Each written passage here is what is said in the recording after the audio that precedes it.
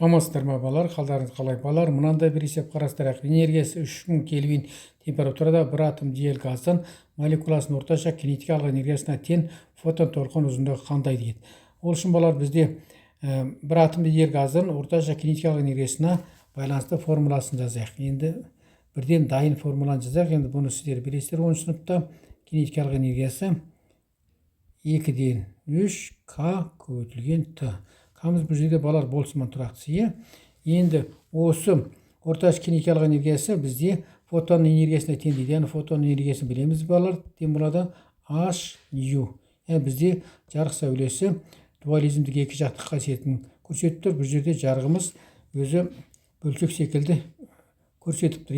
Яғни кеңістікке таралған кезде үзік-үзік таралады, және жұтылған кезде үзік-үзік жұтылады екен. Бөлшектік қасиетін көрсетіп тұр. Бұл біз осы 9 сыныптағы оқыған формуланы жазып қоямыз. Енді жиілікке формуласын, толқын ұзындығына арналған формуласын білеміз. Лямбда 3, енді 3-ке 2-ге қойып, тең болады H көбейтілген С бөлінген лям деп жазып қоюымызға болады екен. 4 теңдеу.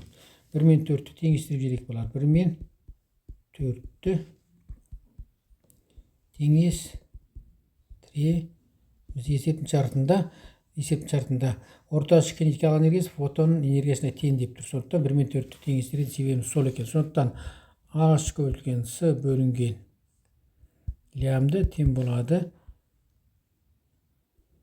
2-ден 3 К көбейтілген Т болды. Бұл біздің 5-ші теңдеу.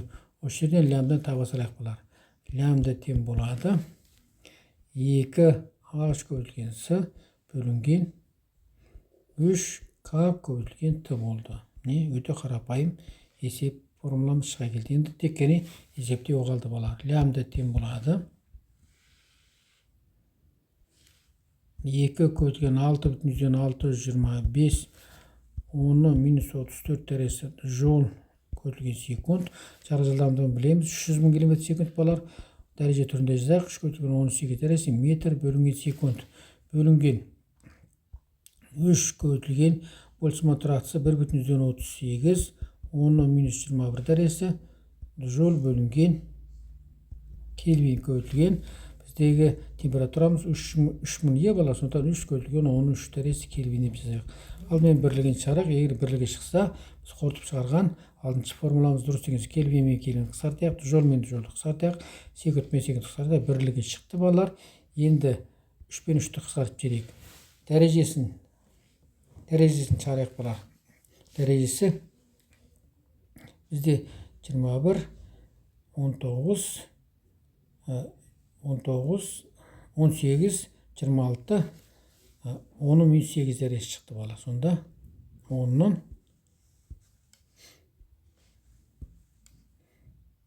10 минус 8 дәресі метр. Бұны бізде балалар 2,6,625-ке көбейтіп түнген бөле салады екенбіз.